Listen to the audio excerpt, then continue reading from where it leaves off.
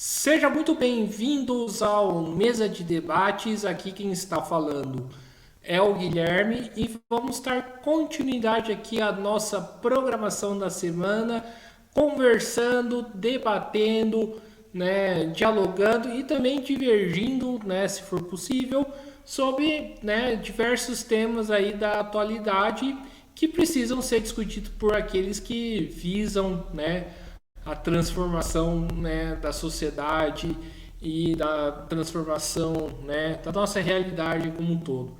E no dia de hoje, o meu convidado aqui é o Luciano Regis, ele que é advogado, e nós vamos conversar sobre a postura, o modo de agir, né, a política, né, de vereadores aí, né, do Brasil afora, né? Eu acho esse tema muito interessante porque eu acho que inclusive dialoga bastante com a situação, né, de São José dos Campos. Então, sem muita demora, tudo bem, Luciano? Antes da gente começar, por favor, fale um pouquinho aí de você.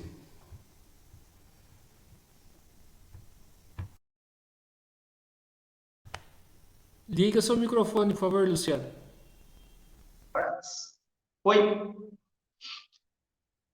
então, Guilherme, meu nome é Luciano Regis, eu sou advogado, moro no estado do Rio de Janeiro, na cidade de Cabo Frio, sou natural do Mato Grosso, tenho uma história de militância partidária, participei de movimento estudantil, me considero uma pessoa de esquerda e gosto desse debate político, acho necessário, todos esses canais que promovem o diálogo com a sociedade é fundamental. O último período que nós vivemos aqui, de 2018 até 2022, foi graças a uma disputa de narrativa que a esquerda perdeu esse debate. Né? A esquerda demorou para se atentar sobre a importância das redes sociais, sobre os meios de comunicação alternativos, e a extrema-direita ocupou esse campo vazio. Então, antes de mais nada, eu quero te dar os parabéns pela iniciativa de provocar esse tipo de debate. Só assim nós vamos conseguir difundir os nossos pensamentos e informar a classe trabalhadora e a sociedade no geral sobre as demandas e explicar o porquê de muitas coisas.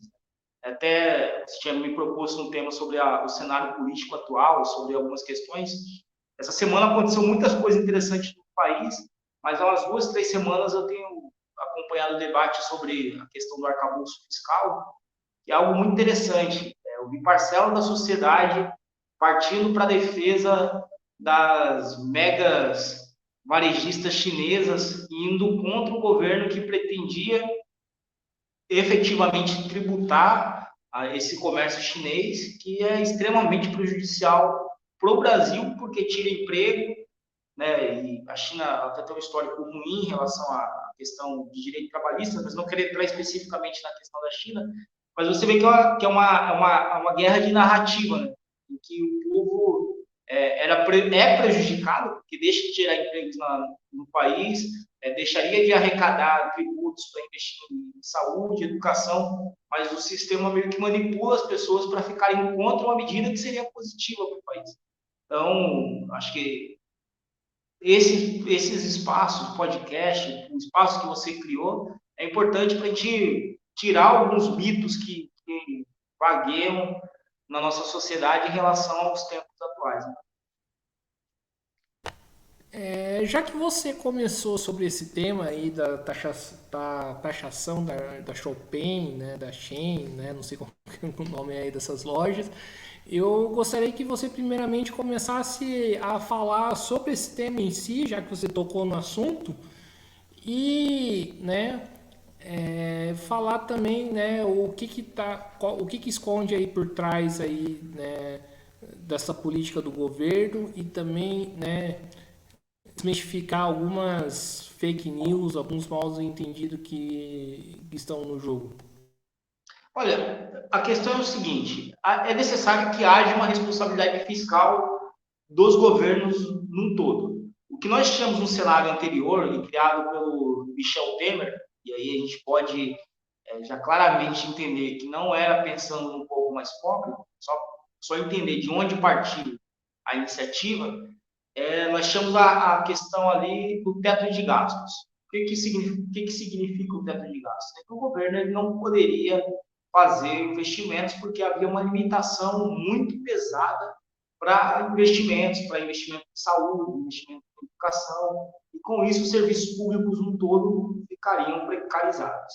Isso durou do governo Temer até o final do governo Bolsonaro. O governo Lula, que acredita na possibilidade de investimento para estimular a economia, criou esse novo arcabouço fiscal, né, que vai ser aprovado provavelmente agora no Congresso, e ele visa um aumento de receitas e visa também limitar os gastos públicos. Em linhas gerais, Guilherme, isso é importante, só que nós temos que entender o que está escondido aí no meio dessas propostas, né? Porque o Estado ele precisa ser indutor da economia. Programas sociais não pode ter limite de gastos, a educação não pode estar limitada nesse arcabouço fiscal. Dentre todas as possibilidades de tributação, tem até uma questão que o Guilherme Boulos fala que eu acho muito interessante, que é o seguinte: ele, com o Celta velho dele, ele paga IPVA. O dono de uma grande embarcação não paga nada. O dono de uma aeronave não paga nada.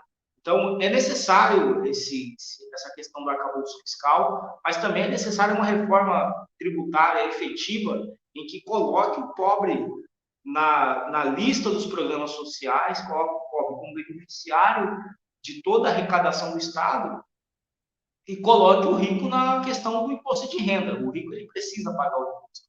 Então, é uma guerra que nós estamos vivendo nesse momento. Quando você fala da shopping,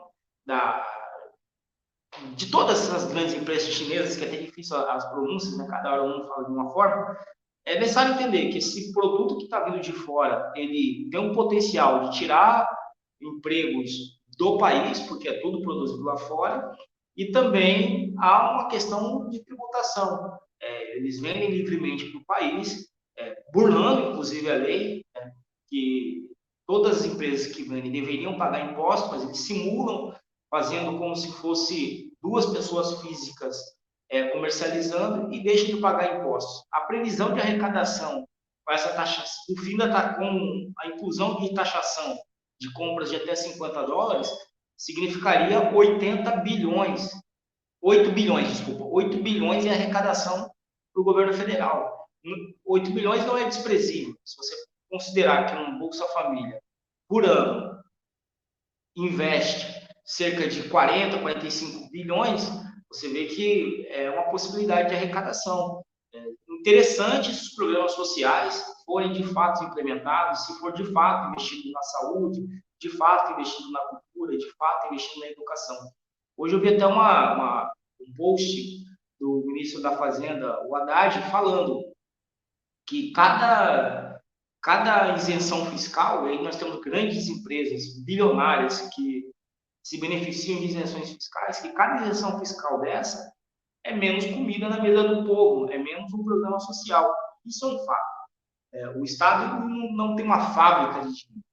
Ele precisa arrecadar, e a arrecadação vem por meio dos tributos. O que precisa é quem ganha mais, paga mais, e quem ganha nada, não paga nada. É isso que deveria. Nós no Brasil, tributamos o consumo, né? Não tributamos o lucro.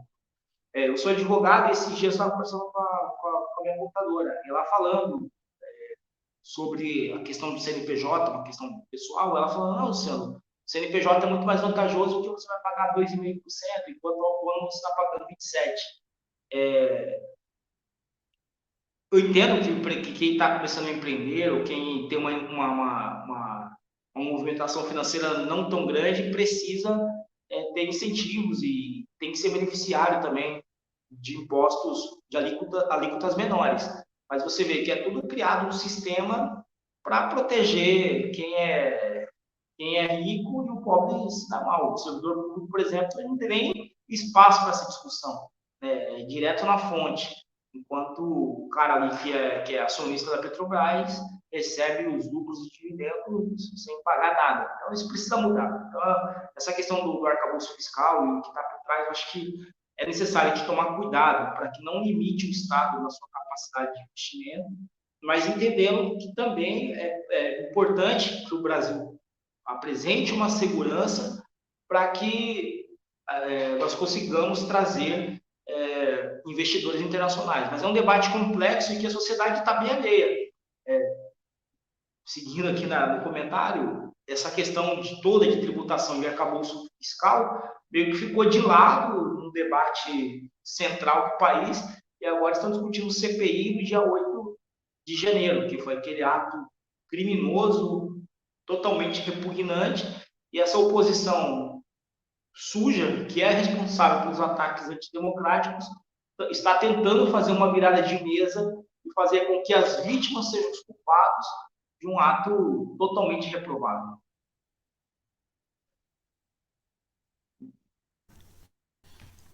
Perfeito, Luciano. É, seguindo aqui a nossa conversa aqui, já que você falou aí desses atos antidemocráticos, né, e essa manobra, né, que a extrema-direita está fazendo em tentar culpar, né, aqueles que, né, não são culpados, eu gostaria que você falasse primeiramente, né, como que você vê essa manobra e o último acontecimento aí de ontem, né, parece que tem alguém do exército aí que está na GCI, na, que participou dessas manifestações, desses atos aí antidemocráticos. Olha, Guilherme, eu não sou muito afeito a teorias de conspiração, mas hoje eu também vi uma publicação interessante, que após o Lula se posicionar em favor da paz mundial, ao apontar responsabilidades da Rússia e a responsabilidade da Ucrânia em relação à guerra, não tem como não ver responsabilidade dos dois lados. A nossa pauta americana, norte-americana, ela é muito cruel, porque ela tenta culpar só a Rússia, mas ignorando o que acontecia, ou o que acontece de fato ali na região, imediatamente veio uma resposta. Antes da divulgação de um determinado vídeo que eu vou falar qual é, a embaixadora norte-americana se reuniu com a direção da CNN Brasil. E aí a CNN Brasil, de repente, divulgou um vídeo do dia 8 de janeiro, em que alguns militares que trabalhavam no GSI, lá no Palácio do Planalto, dá água para os invasores, cumprimenta com carinho, tocando no peito. Um dos manifestantes não, um dos terroristas pega um extintor de incêndio na frente desse militar, que é um capitão do exército, e coincidentemente capitão, pega o extintor provavelmente para quebrar alguma coisa e mistura com um vídeo que quando o ministro do GSI chega no Palácio do Planalto e ele simplesmente está apontando o caminho da saída para as pessoas. E o vídeo ele não comprova nenhuma participação, não comprova nada, mas esse vídeo gerou a demissão do ministro do GSI, General Dias. O interessante nessa história toda é a narrativa de que ele poderia estar colaborando, participando, só que ele deu entrevista explicando muito bem o que aconteceu. E o detalhe é que eles falam assim, mas o general ele foi muito passivo, ele tinha que estar mais enérgico. É lógico que quando é um estudante manifestando, quando é um trabalhador, um profissional da educação, geralmente as tropas, tanto da polícia quanto do exército, ou seja, o aparato do Estado, age com extrema violência, né? Age espancando. Então, quando você vê um general simplesmente indicando o caminho da saída, e segundo ele, para que as pessoas saíssem do quarto e do terceiro andar, direto para o segundo, onde havia uma mobilização de policiais do choque para que essas pessoas fossem presas, é estranho, né? Geralmente você vê a força de segurança descendo a borrachada. Mas eu acho assim, essa questão dos atos antidemocráticos, elas precisam ser investigadas a fundo mesmo. O governo atual não tem que temer, principalmente se não dever nada, que se dever aí sim dá para entender algum tipo de temor. Mas o governo tinha acabado de assumir, era o 8º dia do governo, não deu tempo de fazer a purificação que ainda precisa ser feita, que é tirar os bolsonaristas. Quando você faz uma opção militar, eu acho que é mais ou menos quando você decide ser juiz, quando você decide ser promotor, é uma carreira de Estado, e aí você não deve se envolver em política, você não deve se envolver com a administração pública em si, porque vai contaminar. Então, o que eu vejo nesse cenário de 8 de janeiro é uma contaminação total do aparato de segurança, e aí é importante dizer que quem é o responsável pela segurança do Distrito Federal é o governo do Estado, é o governo do Distrito Federal. que é como se fosse um Estado, mas ele tem a responsabilidade. Inclusive, os melhores salários da polícia do país é no Distrito Federal. Por quê? Porque o governo federal repassa o dinheiro do GDF para que o GDF garanta a segurança de Brasília, né, que é o centro do poder do país. Então, assim, é importante que nós tenhamos isso muito claro, entender que quando Bolsonaro não aceita a derrota nas eleições e permite aqueles acampamentos ridículos e absurdos nas portas dos quartéis generais, ali é o começo de tudo. Ali que começa a chocar a serpente. E aí nós temos um episódio do quebra-quebra em Brasília, no momento que você seria diplomado no TSE, nós temos o episódio em que colocaram uma bomba num caminhão de combustível que iria para o aeroporto de Brasília. Então, assim, o dia 8 de janeiro, ele só é o fim, né? Seria o dia do golpe, seria o momento final ali. Mas todos os atos preparatórios, inclusive outros crimes, começaram no governo Bolsonaro e culminaram ali no dia 8. Talvez o projeto seria no dia da posse, mas no dia da posse havia um grande aparato de segurança em Brasília. Já na semana seguinte, o Lula tomou posse no domingo seguinte, houve toda uma desmobilização, inclusive uma mensagem do governador Ibanez, que eu não confio, né, e ele tinha uma relação com o Bolsonaro, mandando mensagem falando que estava tudo tranquilo, que o povo estava em paz. Se você vê, quem conhece Brasília sabe, do comando do Exército até o Palácio do Planalto, a Praça dos Três Poderes ali, sabe que é uma distância grande. Eles foram caminhando aquela distância toda sendo escoltados pela Polícia Militar. Na maior paz do mundo. Era para ter uma barreira que impedisse o acesso à Praça dos Três Poderes, nada aconteceu. Então, assim, não tem como culpar o governo federal pelo que aconteceu. Obviamente que eu não tenho uma confiança plena nas pessoas que eventualmente integrem o governo, mas é preciso separar e entender o contexto.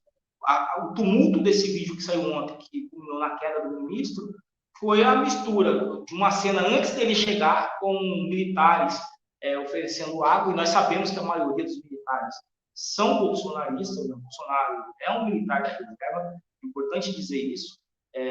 O governo Lula vem com uma proposta de desmilitarizar o poder civil, e desmilitar o poder civil significa o quê? Significa menos ganhos para esses militares. Tem notícias aí de militares ganhando milhões durante os 4 anos do governo Bolsonaro. Eles não iriam perder isso à toa. O discurso de pátria, Deus e família não existe na prática.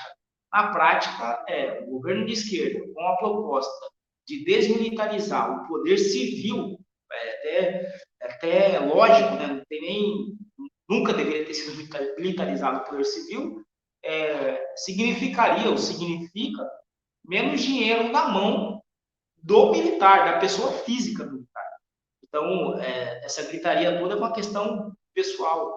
O governo que mais investiu na estruturação das forças do país foram os primeiros governos Lula. Se eles pensassem simplesmente na força, exército, marinha, aeronáutica, todos seriam lulistas e todos seriam de esquerda, mas não, eles estão pensando no ganho pessoal. Então, essa questão do dia 8 de janeiro, ela precisa avançar. Infelizmente, a CPI que vai ser instalada aí, provavelmente na semana que vem, ela vai ser um palco para a rede social. E aí você está falando sobre vereador, a gente pode falar sobre o legislativo e a qualidade dos legislativos nas 3 instâncias é preocupante, porque provavelmente vai servir para fazer para TikTok, Instagram e insuflar as redes sociais. Não vai ser um debate sério mesmo, assim, quem é que financiou esses atos antidemocráticos. Na minha região de Cabo Frio, eu sei, não posso falar nomes, porque não teria como provar, mas eu tenho consciência de que deputado estadual bancou ônibus para levar as pessoas para essas manifestações. Esse deputado estadual nem é citado. Nem é citado. Será que essa CPI vai ter força para investigar esse deputado, investigar os empresários, investigar até pessoas que estavam infiltradas no governo e facilitou? esses acontecimentos, esse debate seria importante. Mas, infelizmente, o que nós teremos ali é um circo. E o nível do Congresso esse ano está péssimo, né? Horrível. Tinha uma frase, salvo engano, não vou lembrar de quem exatamente, então não vou citar quem é o autor, mas que ele falava o seguinte, salvo engano foi o Ulisses Guimarães, falava o seguinte: se você acha que esse Congresso é ruim, espere o próximo. Esse atual conseguiu ficar pior do que o anterior. Haja visto os debates aí, que, por exemplo, o ministro da Justiça vai lá e não consegue falar, eu vejo o tempo todo. Ontem, o filho do Bolsonaro, que já estava lá, mas agora acho que está mais. Está pior, né? Piorou muito, falando de enfiar a faca no ânus do outro deputado. Olha o nível disso tudo, né? E aí fala que o Congresso representa o povo. A nossa população deve estar muito doente. E é uma vergonha, porque é dinheiro público ali no ralo.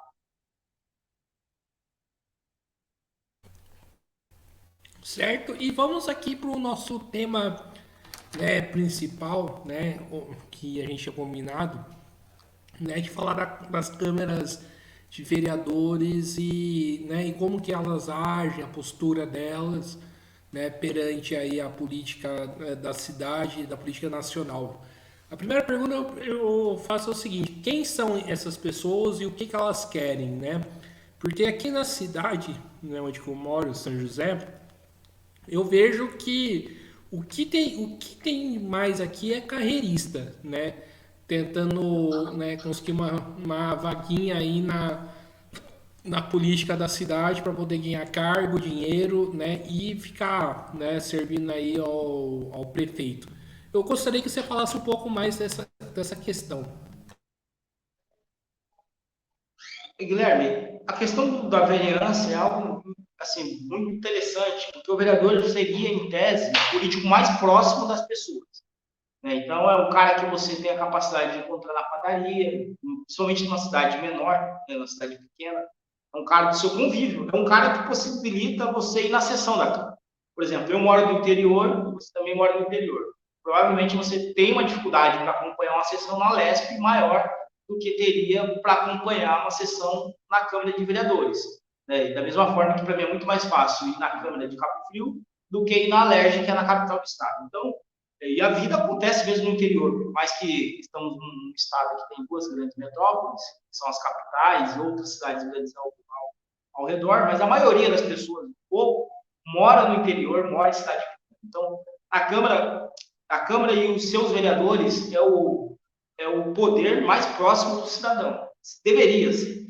E aí a gente precisa entender o que é que faz com que um vereador se eleja. Né? Qual é a dinâmica para um vereador se eleger? Como eu disse, eu sempre participei de movimentos políticos, movimentos partidários, e eu já participei de algumas eleições na assessoria e ajudando a construir candidatura.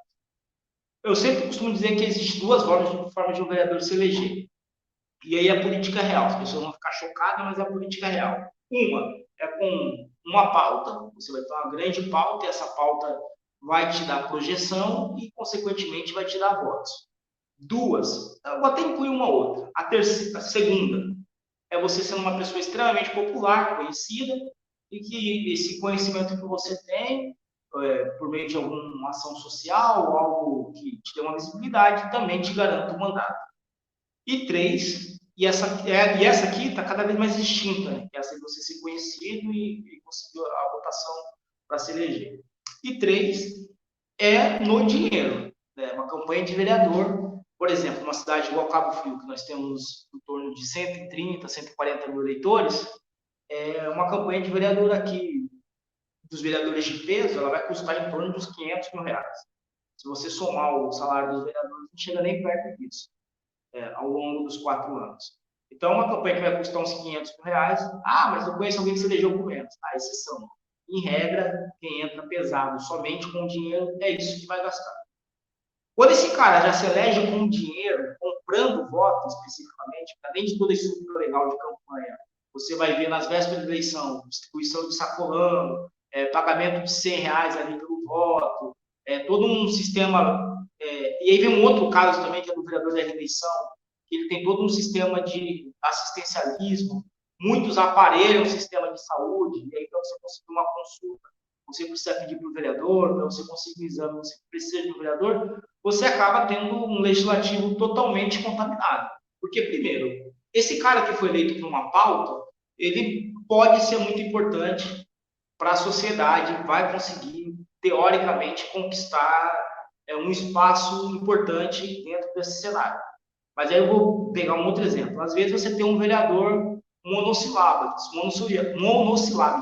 Por exemplo, aqui na minha cidade tem uma vereadora que se elegeu com a pauta animal. Toda a discussão dela só é em torno da pauta animal. E o legislativo pouco discute a pauta animal.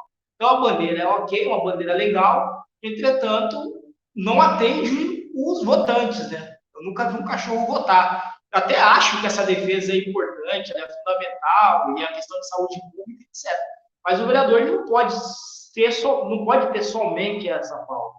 Talvez se fosse uma pauta relacionada ao meio ambiente, ela conseguiria atender a questão animal. E isso não é só em Cabo Frio, né? Esse fenômeno da pauta animal, ela se estendeu pelo Brasil. Então, muitos vereadores se elegeram com isso. E aí tem outros também da pauta que fala pauta da família, pauta de Deus, pauta não sei o quê. Então, quando eu falo que esse vereador de pauta ele pode ser importante, mas também pode ser muito ruim, dependendo de qual é a pauta, né? Não atende a demanda.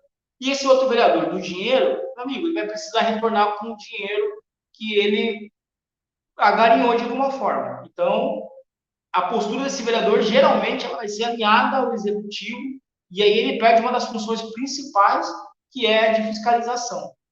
E tem um vereador também, que é o vereador de eleição, que usufruiu da máquina de se eleger, e ele vai conseguir só se reeleger se continuar usando a máquina pública. E aí ele vai ter aquele chamado nepotismo cruzado, que nem é um cruzado, mas é uma forma bem moral, que ele vai colocar toda a estrutura dele de pessoal lotado na prefeitura, então ele fica totalmente dependente do prefeito.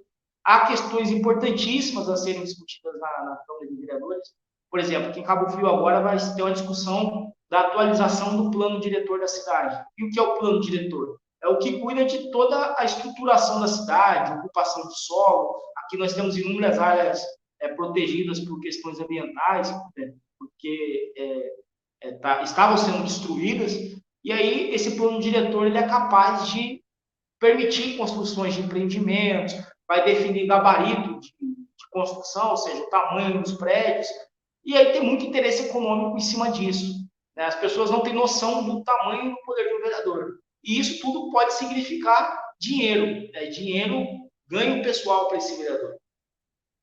E geralmente as câmaras são totalmente cooptadas pelo executivo. E aí não há uma legislação de qualidade, essas legislações de grande importância, o poder econômico acaba pesando muito, a fiscalização ela é precária, porque geralmente o legislativo num todo ele fica submisso ao executivo por causa do dinheiro. Então, assim, o cenário do legislativo ele é péssimo. E agora, no Brasil, antigamente, eu fico pensando assim, eu não sei qual é a sua idade, mas eu fico pensando assim, em 2002, meu primeiro voto foi em 2002. Eu me lembro que era vergonhoso você falar que era de direita. Ninguém, o Fernando Henrique, o Serra, todo mundo se recusava a falar sobre de direita. Até porque esses caras, por mais que eles sejam de direita, eles tinham uma formação dentro de um campo democrático. Né? Não todos, mas o Fernando Henrique sim, o Serra sim, foi presidente da UNE e tal. Hoje em dia não, hoje em dia é questão de orgulho para alguns falar que é de direita e defender absurdos. E aí eu vejo esse debate também sendo contaminado nas câmaras, né, de vereadores. Cada dia que passa você vai ver mais agentes de segurança com mandato. Eu não sou contra o agente de segurança ter mandato. Eu só acho que por ser carreira de Estado eles deveriam sair em definitivo da sua função ali de militar ou até mesmo de policial civil. Por exemplo, eu não me sentiria seguro de debater com alguém que eu sei que está armado.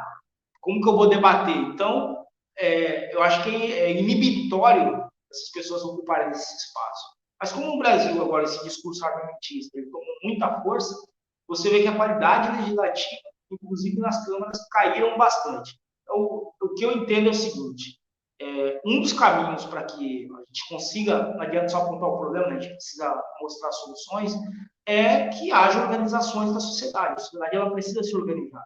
E aí, por meio de conselhos, por meio de ONGs, né, o terceiro setor ele precisa se reunir. Por exemplo, se a sociedade entender que é importante ter um vereador ali, que seja um enfermeiro, por exemplo, os enfermeiros devem se reunir e escolher ali uma liderança e esse enfermeiro ser eleito. Se é importante que tenha um médico, se a associação de moradores quer ter uma representação. Então, assim, os mandatos de vereadores, e aí a sociedade tem que a isso, eles precisam ser mais coletivos. Né? Ele não pode ser monossilábico, de uma pauta única, e principalmente essa questão do poder que nós estabelecemos para terceiros, né? E aí vai vereador, deputados, senadores e até as pessoas dos executivos, eles não podem ser ilimitados. Né? Quando eu outorgo ali a procuração ali do mandato para o vereador, ele não é livre. Ele não é livre para, vou voltar do jeito que eu acho. Eu acho que o mangue tal não tem significado, eu acho. Não, esse vereador ele precisa se reportar à base dele. Mas aí não é só o vereador que tem que fazer isso, né? Nós temos que ir ao encontro dos vereadores para mudar essa cultura. Ficar muito atento na questão da hora do voto. Não é incomum você ver numa eleição municipal a pessoa pegando papelzinho no chão no dia da eleição. Quando o político espalha papelzinho na rua no dia da eleição, não é só porque ele é porco e mal educado e quer cometer um crime ambiental. É porque ele sabe que aquele papel no chão pode significar votos. Pessoas pegam o papel e votam no dia. Você vai perguntar depois de amanhã em quem você votou, você nem sabe mais em quem você votou. Uma outra armadilha que tem no nosso sistema é que o voto do vereador é um voto proporcional. Às vezes você vota ali no cara que você acha ele legal ou que ele tem boas ideias, mas no partido dele está cheio de outros quadros totalmente diferentes do que aquele cara apresenta. Aí esse cara ele tem em torno de 300 votos, e ajuda a eleger um bandido que teve mais votos do que ele. Então, no final de tudo, resumindo, qual é a solução? É o povo começar a participar da política. No mínimo, buscar entender como funciona esse processo eleitoral.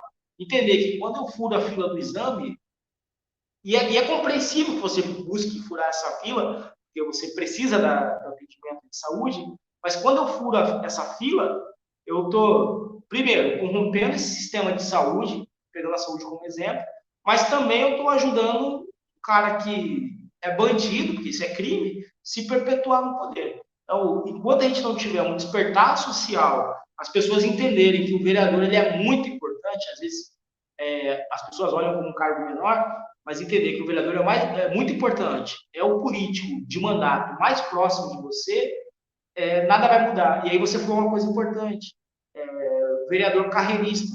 Né? Tem vereador que está aí há 10 mandatos, 5, 7, 8 mandatos, e nunca é candidato a outra coisa, ele está satisfeito como vereador.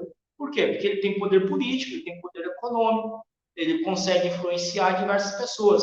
Aqui na minha cidade, e quando eu falar isso é perigoso, mas já estou falando, há empresas de transportes que eu já ouvi isso de pessoas que recebiam valores para a manutenção dessa empresa. Então, a empresa tinha uma tabela, uma folha de pagamento oficial com diversos políticos. Com diversos políticos. É muito bom, né? Assim, para quem está pensando no dinheiro, tem compromisso social, ficar se perpetuando um mandato de vereador aí por anos. E toda cidade você vai encontrar aquele vereador de 5, 6 mandatos e que não quer outra coisa da vida, que está maravilhoso ser vereador. Não quer dizer também que o cara que tenha muitos mandatos seja corrupto. Não necessariamente. Mas, no mínimo, é estranho, no mínimo é suspeito. Eu vou te dar um exemplo, né? Desculpa estender muito, mas, assim, na Câmara Municipal do município do Rio de Janeiro, que é o filho do Bolsonaro, é vereador, o Carluxo lá, a estrutura que ele tem enquanto vereador é superior à estrutura de um deputado federal. Então, muitos vereadores da Câmara do Rio de Janeiro ganham muito dinheiro com as rachadinhas da vida e o tamanho do poder. Né? Imagina, quando um vereador discute um projeto de lei ali, de ocupamento de solo, de qualquer coisa numa cidade grande, o que é que não está em jogo, economicamente falando? A mudança de sentido numa rua tem um impacto econômico gigante. Uma rotatória que era em determinado lugar e um vereador joga para outro, pode representar um ganho econômico muito grande, pessoal ou desenvolvimento do local. Mas se você pensar que o vereador tem um poder de desenvolver uma cidade, por exemplo, vamos criar aqui um parque industrial na cidade de Cabo Frio e a Câmara vota. Poxa, quantas pessoas não têm interesse econômico nisso? Há uma história aqui em relação ao shopping da cidade de Cabo Frio, que foi criado em um cemitério indígena. Reza a lenda aí que foi muito dinheiro para que esse shopping seja, que a construção desse shopping tenha sido aprovada naquele local. E essa lei que teve que mudar a questão de ocupação do solo passou pela Câmara. Eu não vou falar que todos os vereadores, também não posso falar que o shopping pagou, mas há um interesse econômico grande, um poder muito grande que as pessoas não têm noção. Às vezes, o vereador, a gente até brinca assim que o vereador acaba virando um despachante de luxo, que ele só serve só para despachar as coisas do executivo e não exerce o seu papel. Só que ele é muito mais que um despachante de luxo. Constitucionalmente nem se fala. Constitucionalmente ele deveria ter o poder e a obrigação de fiscalizar, de criar leis, mas mais do que isso, né? A estrutura de poder que nós temos, as câmaras de vereadores são fundamentais para o desenvolvimento de uma cidade. E, infelizmente, a má qualidade do voto, que aí tem duas origens, né? Um é o desinteresse, mas a outra também é a questão econômica.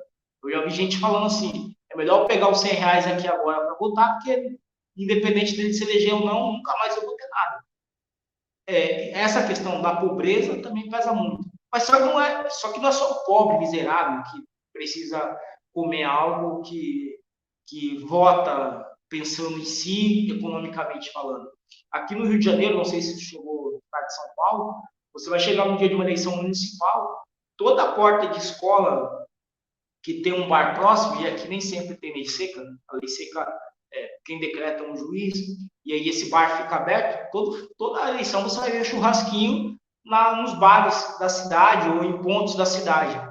E o cara, às vezes, vai lá, bota com um pedaço de carne que o vereador deu para ele. Então, é complicada a questão do poder local.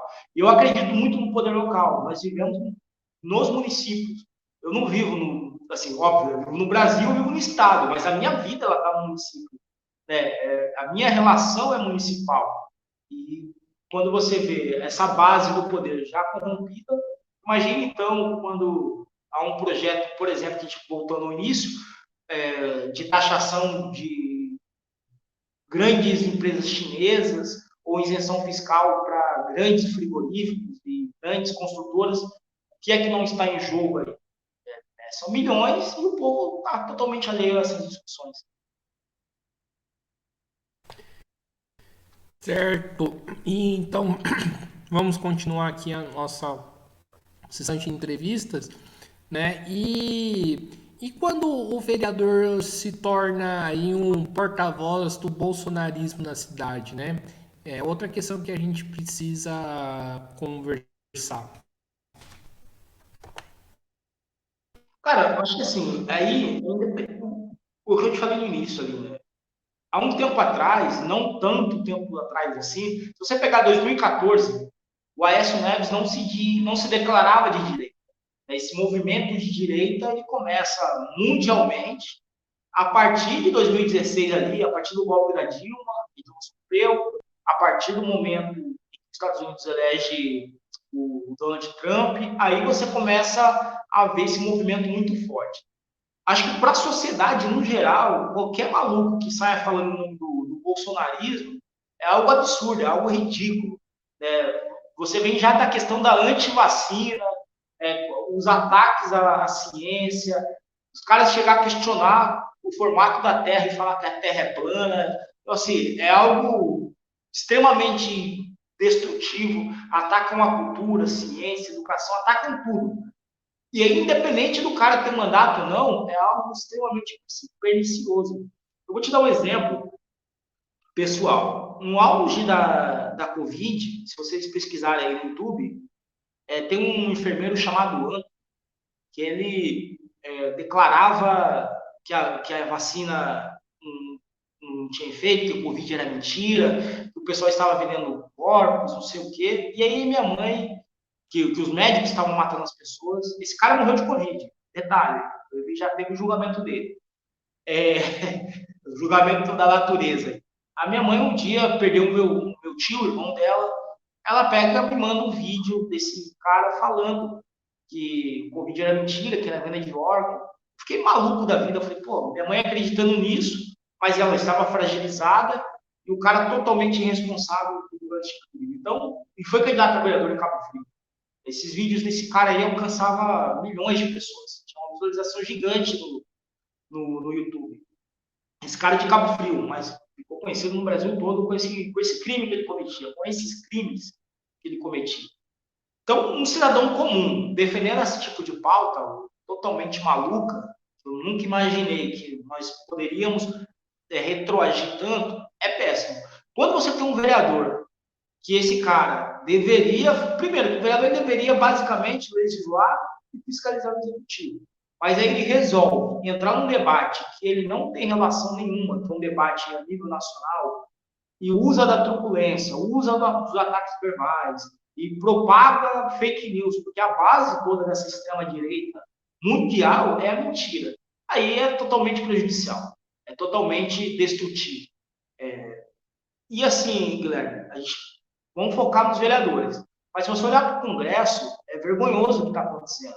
Porque aí você consegue ter a dimensão que isso está sendo reproduzido no Brasil inteiro. Aqui na região, o Bolsonaro teve uma votação muito grande. Mas até que os vereadores são um pouco mais covardes, assim, ainda bem, porque eles defendem o Bolsonaro, mas não se expõem tanto. Eles ficam mais em cima do muro. Mas eu vejo que em outras regiões, pelo Brasil, há uma defesa muito grande, entra aquela pauta de atacar a educação, de atacar os professores, aí vem aquela desculpa, aquela história furada de ideologia de gênero, de banheiro unissex, enquanto os problemas reais da cidade não estão sendo debatidos.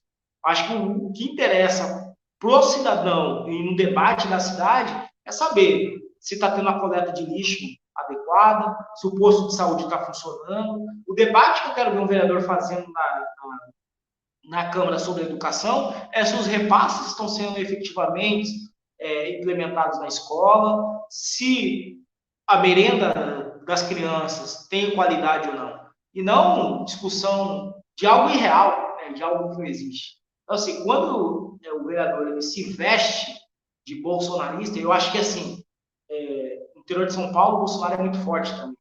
Eu acho que eles surfam numa onda. Eles usam isso justamente para ter um engajamento em rede social e surfar numa onda. Eu acho que muitos nem acreditam no que está falando, mas sabem que isso gera engajamento. Sabe que, assim, duas pessoas de esquerda que estavam no debate acaba debatendo sobre eles. E aí a gente acaba contribuindo, porque, assim, eu falei do cara, quem quiser olhe depois no YouTube. Então, outra pessoa pode olhar lá e falar, pô, o que esse cara está falando é legal. Acho que nós não podemos ignorar esse movimento, não podemos ignorar a presença maléfica dessas pessoas, só que nós temos que criar mecanismos de bloqueio, porque eu entendo que eles levam algumas coisas no extremo justamente como isca para quem é progressista ou para quem está neutro nessa história, que não acompanha a política, mas joga como uma isca para que as pessoas acessem os seus canais e aí eles acabam ganhando popularidade. Se nós nos reportarmos lá para o ano de 2013, 12, nós vamos ver que o Bolsonaro era uma piada.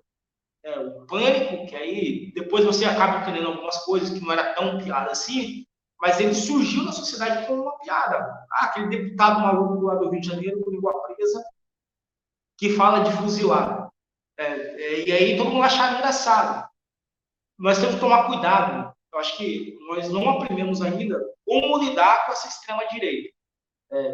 Talvez o cancelamento pleno deles aí, deixar eles falando sozinhos, talvez, não sei, mas talvez seja um caminho interessante. E na cidade, Guilherme, eu acho assim, cara, nós estamos praticamente 1 ano e meio das eleições de vereador no ano que vem. Eu acho que é importante, acho que está até tarde, mas ainda dá tempo, de começar a construir núcleos nas cidades. E aí os partidos políticos de esquerda, as pessoas que têm uma visão progressista, começar um debate de quais vereadores nós queremos, que tipo de cidade nós queremos. Eu pego um exemplo assim, claro. para mim, que é em relação ao movimento negro.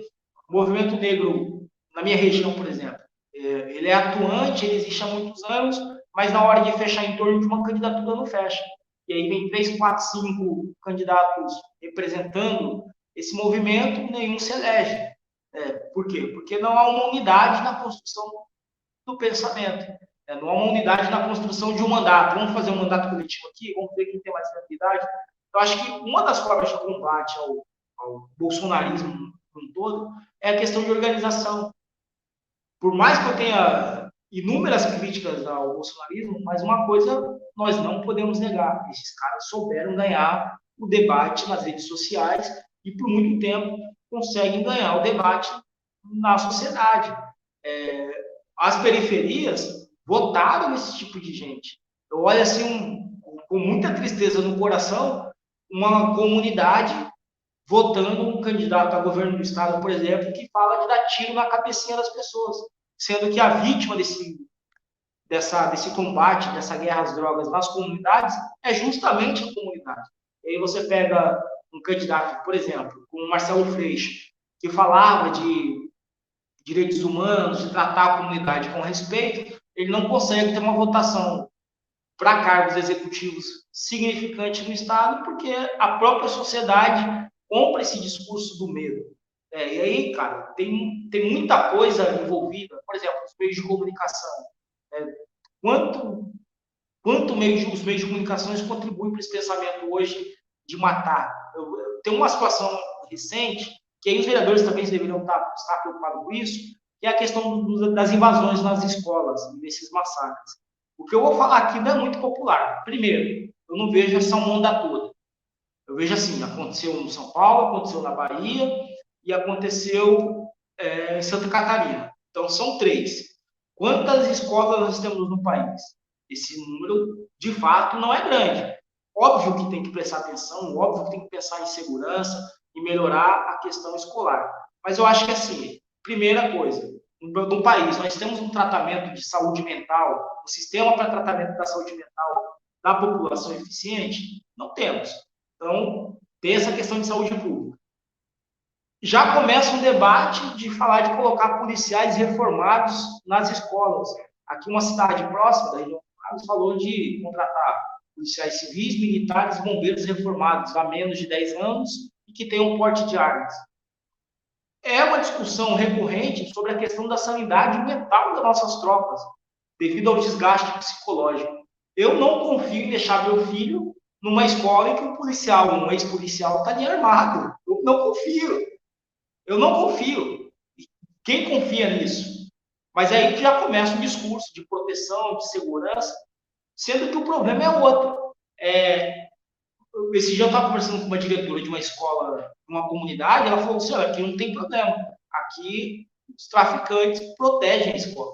Esse pensamento pode até estar equivocado, pode estar equivocado. Mas onde está acontecendo essa questão desse discurso de violência? Na última vez foi uma escola particular, foi uma escola teoricamente de classe média baixa ali, mas de classe média. Eu acho que o debate ele fica muito contaminado. O debate está totalmente contaminado. E aí, numa cidade que tem vereadores bolsonaristas, surge essa ideia genial, entre aspas, de colocar policiais reformados que podem estar com a saúde mental abalada para proteger as crianças. Eu penso assim, efetivamente, se você tem um porteiro lá, policial militar com uma arma, e alguém pensa em cometer um atentado, qual vai ser a prioridade desse cara que cometeu um atentado? Possivelmente vai ser de matar primeiro o policial, pegar a arma dele e fazer o que ele quer fazer ali de ruim. Então, nessa lógica que você falou sobre ter um vereador bolsonarista e provavelmente armamentista, a gente fica com a discussão muito pobre. Né?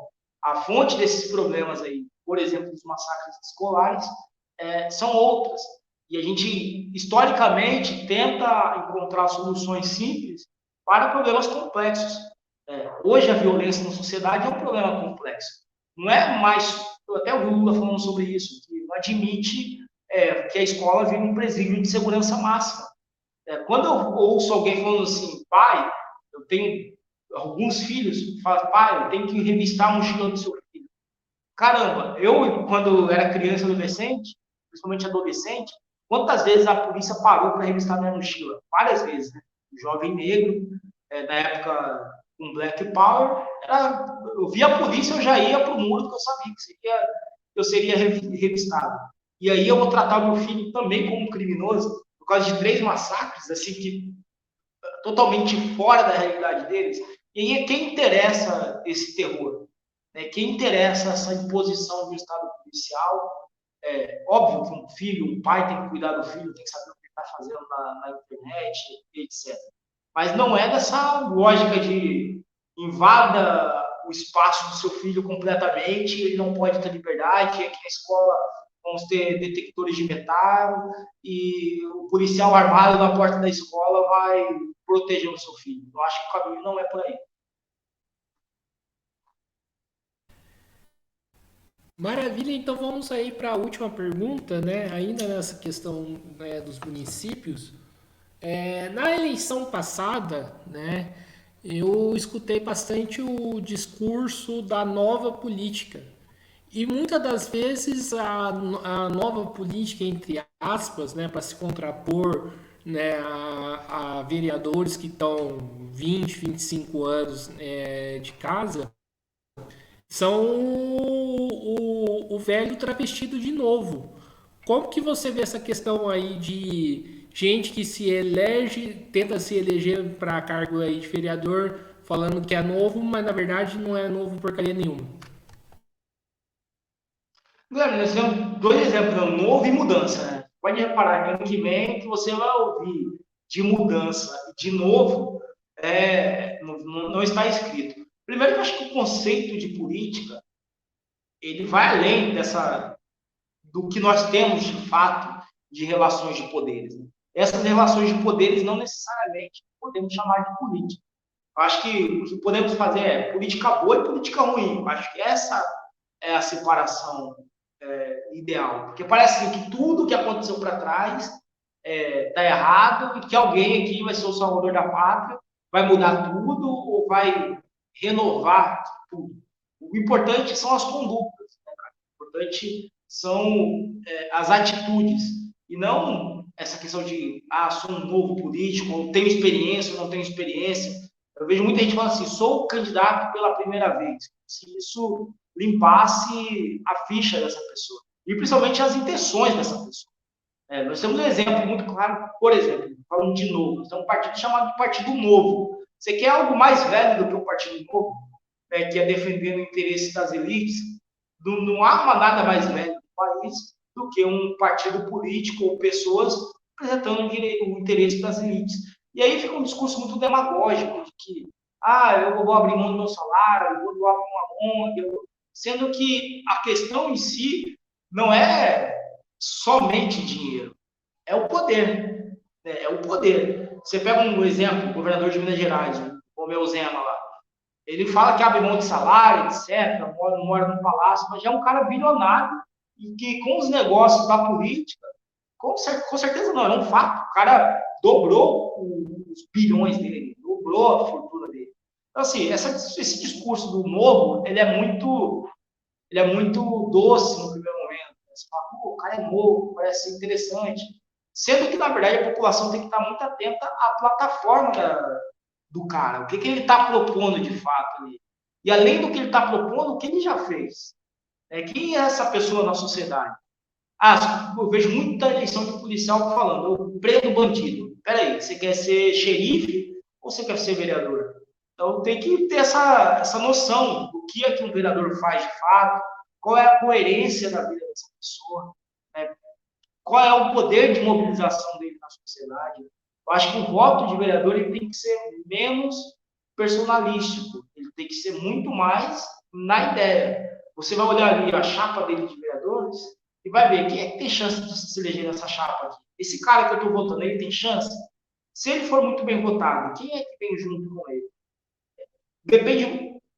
Como eu já trabalhei com comunicação política, muitas das vezes, Guilherme, você vai receber uma pesquisa e vai fazer aquele vereador falar, aquele candidato a prefeito, a vereador, não importa, falar o que as pessoas querem ouvir. E ele fala uma profundidade de uma poça d'água, não tem a menor profundidade no assunto. E aí, às vezes a pesquisa ela vem com um conjunto de palavras, e esse conjunto de palavras, se você perguntar para a maioria das pessoas de uma cidade, o que você quer? Eles vão falar, queremos mudança, queremos investimento na saúde, na educação, mas qual é a história dessas pessoas? Eu não tenho nada contra o empresário, eu acho que o empresário é importante, gera emprego, etc. Mas gera emprego porque lucra também, né? Se não lucrasse, ele não geraria emprego, então ele não é bonzinho. Mas um cara que está lá o tempo todo na vida privada dele, ganhando o dinheiro dele, honestamente ou não, mas está lá. E de repente essa pessoa vira candidato, será que esse cara tem interesse na sociedade mesmo? Será que ele. Quando a gente pensa nesse sistema que nós temos, e aí poderia ser um debate mais profundo em relação à estruturação do Estado, mas pensando de maneira preliminar assim, quando você pensa nos legislativos, eles deveriam representar a sociedade. Então, a Câmara de Vereadores é composta por um deputado, um vereador que é no mínimo, salvo engano, no mínimo 6, e aí vai depender do tamanho da cidade para saber o tamanho exato. Você pensa em eleger um igual, deveria pensar em eleger um igual a você. Por que eu vou votar nesse cara? O que ele representa para mim, para o meu grupo social, para as pessoas que eu gosto? O que esse cara representa? Acho que é esse pensamento que nós precisaríamos ter antes de votar. É isso que a sociedade precisa ter. Você precisa votar no igual a você. Você não precisa votar no novo, nem no velho, nem nada. Você tem que pensar assim, primeiro, o que esse cara representa para mim? Qual é a plataforma que ele tem?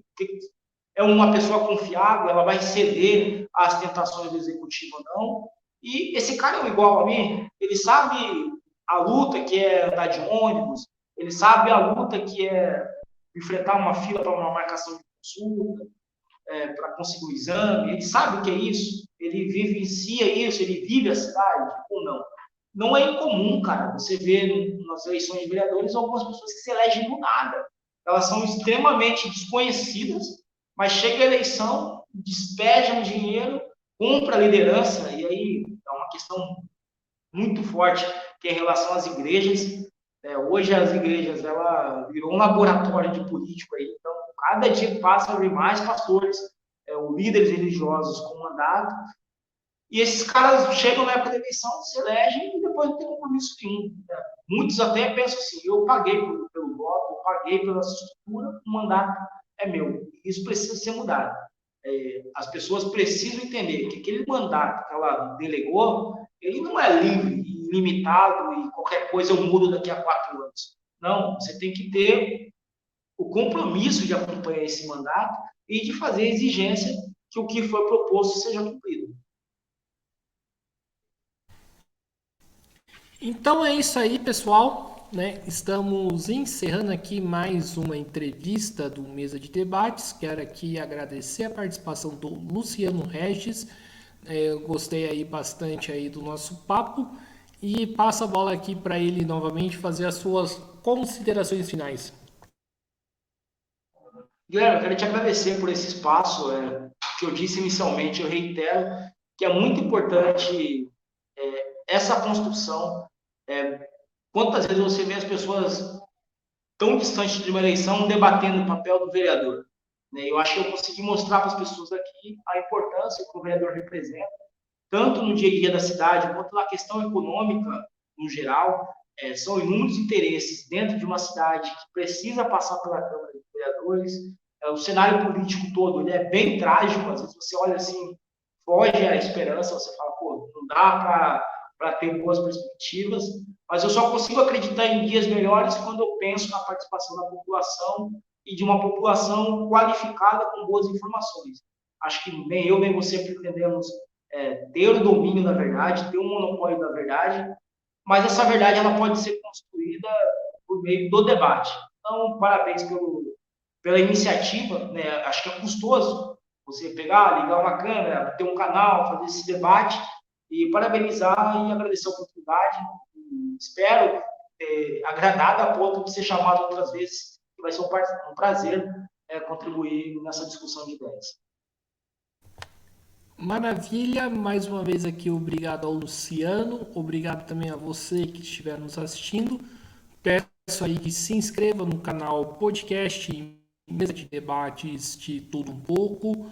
Curta, compartilhe, comente outras entrevistas, matérias, programas que nós produzimos. Também, né, curta a nossa página do Facebook, podcast Mesa de Debates de Tudo Um Pouco.